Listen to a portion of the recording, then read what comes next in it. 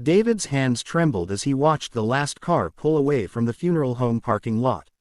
His wife Sarah's casket had been lowered into the ground just 3 hours ago, and already the world felt impossibly empty. 5-year-old Emma clung to his leg, her tiny fingers wrapped around the fabric of his black suit pants, while baby Michael slept fitfully in his carrier. The weight of single parenthood crashed down on him like a tidal wave he hadn't seen coming. "Daddy, when is Mommy coming home?" Emma whispered, her voice barely audible above the October wind that rattled the dying leaves. David knelt down, his throat constricting. "She's not coming home, sweetheart. Remember what we talked about? Mommy's watching us from heaven now." The next 18 months blurred together in a haze of sleepless nights, daycare pickups, and the constant juggling act of work and single parenthood. David's construction job barely covered the bills, and the life insurance payout was dwindling fast. His friends had slowly drifted away, uncomfortable with his new reality of canceled plans and crying children. The loneliness was suffocating. That's when he met Marcus at the neighborhood playground. Another single dad, Marcus seemed to understand the unique struggles David faced. They bonded over coffee while their kids played, sharing war stories of diaper disasters and toddler meltdowns. For the first time in months, David felt like he wasn't drowning alone. "You know what, man?" Marcus said one evening as they watched their children chase fireflies in David's backyard. "I've got this business opportunity coming up. Import-export stuff. I could really use a partner, someone trustworthy like you." David was hesitant at first, but the bills kept piling up. Emma needed new shoes, Michael was outgrowing his clothes faster than David could buy them, and the roof had started leaking again. When Marcus offered to loan him $15,000 to get started as a business partner, it felt like a lifeline. "All you need to do is let me use your name and address for some shipping documents," Marcus explained, his smile warm and reassuring. "It's just easier for tax purposes. You'll get 20% of every deal we close." The money appeared in David's account the next morning, and for the first time since Sarah's death, he could breathe. He paid off the credit cards, fixed the roof, and even took the kids to Disney World for a weekend. Emma's delighted squeals on Space Mountain made every worry seem worth it. But 6 months later, as David sat in his living room waiting for Marcus to arrive for their usual Friday evening beer, a different visitor appeared at his door. Through the peephole, he saw an elegant Asian woman in an expensive coat, flanked by 2 men in dark suits. "Mr. Chen," she asked when he opened the door. "My name is Li Wei. I believe you know my associate, Marcus Sullivan." David's stomach dropped. "I'm sorry, there must be some mistake. My name is David Martinez." Li Wei's expression didn't change, but something cold flickered in her eyes. "May I come in? We have much to discuss." Against his better judgment, David let her enter. The 2 men remained by the door like sentinels. Li Wei moved through his modest living room with the grace of someone accustomed to much finer surroundings, her gaze taking in the scattered toys and family photos. "You have beautiful children," she said, though her voice carried no warmth. "I have children too, 3 of them, back in Shanghai." "I don't understand what this is about," David said, his voice shaking slightly. Li Wei reached into her purse and withdrew a manila envelope. "6 months ago, $40 million worth of rare artifacts disappeared from my family's collection. During shipment to a museum in Los Angeles. The shipping documents bore your name and address." David's legs nearly gave out. "That's impossible. I don't know anything about any artifacts." "I believe you," Li Wei said quietly, and for the first time, her expression softened slightly. "But your friend Marcus does. He's been using your identity for quite some time, Mr. Martinez. You're not the first desperate parent he's manipulated." She spread photographs across his coffee table, shipping manifests with his forged signature, customs documents, bank transfers to accounts he'd never seen. The evidence was overwhelming and damning.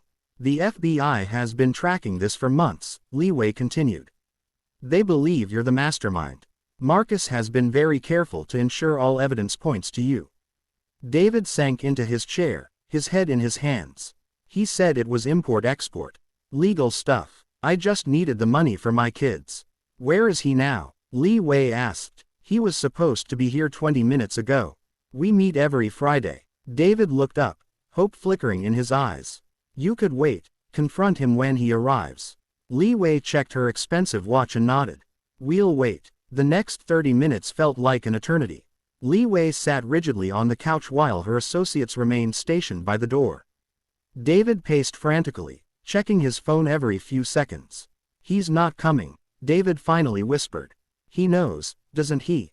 He's gone. Li Wei's phone buzzed. She answered in rapid Mandarin, her voice growing sharper with each word.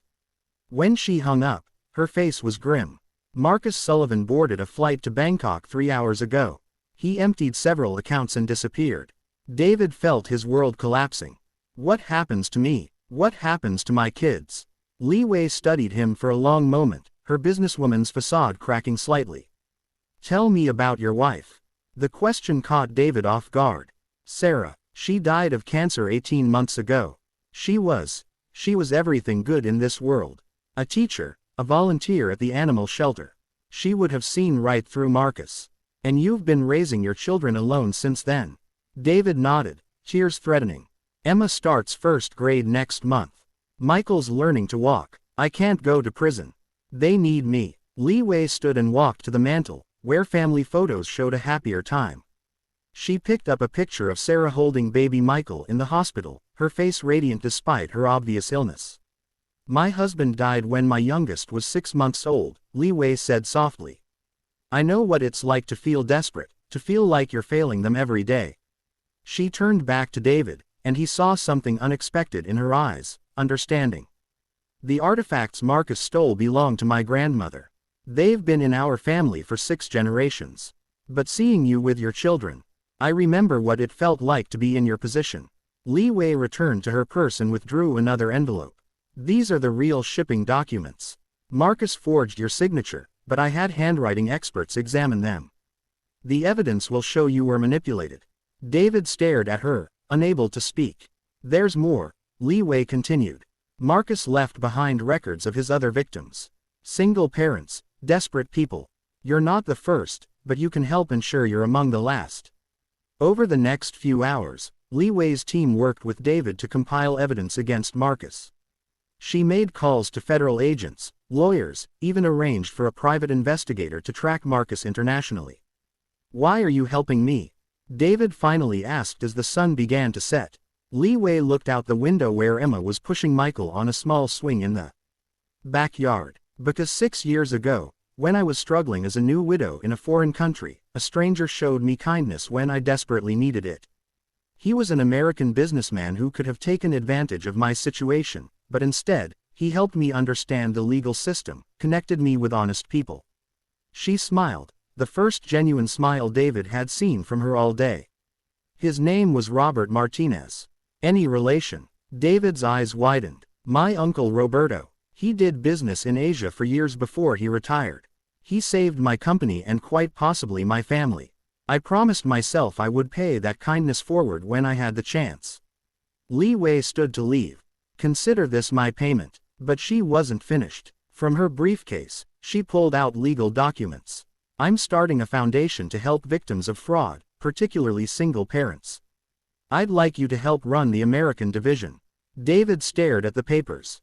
I don't understand. Marcus victimized dozens of people. They need help rebuilding their lives, and you understand what they're going through better than anyone. Li Wei's voice was firm but kind. The salary is enough to support your family comfortably, and the work involves helping people who've been where you are now. 6 months later, David stood in a conference room in downtown Los Angeles, addressing a group of fraud victims. Emma sat in the back, coloring in a notebook while Michael played quietly with toys. Li Wei had been true to her word. Marcus was eventually captured and extradited, the victims received assistance rebuilding their lives, and David found purpose in helping others navigate the aftermath of betrayal. The hardest part, David told the group, isn't the financial loss or even the legal troubles. It's learning to trust again, learning to believe that not everyone has an ulterior motive. After the meeting, Li Wei approached him. How are you adjusting to the work? David smiled, watching Emma help another victim's child with a puzzle. It's strange. Marcus took advantage of my desperation, but in trying to destroy my life, he led me to something better than I could have imagined. And your children, they're thriving. Emma loves her new school, and Michael's walking everywhere now. David's voice grew thoughtful. I used to think Sarah's death was the end of our story. But maybe it was just the beginning of a different one. Li Wei nodded approvingly. Your uncle Roberto told me something once. The measure of a person isn't how they handle success, but how they transform their struggles into strength for others. As David drove home that evening, Emma chattering about her day and Michael babbling happily in his car seat, he realized that betrayal had taught him something unexpected about trust. It wasn't about finding people who would never hurt you, it was about finding people who would help you heal when they could, and choosing to be that person for others when you had the chance. The single dad who had waited for a friend had found something much more valuable, a purpose that honored both his late wife's memory and his children's future. Sometimes the greatest betrayals lead us to the most profound discoveries about human kindness. We just have to be brave enough to keep our hearts open long enough to receive it.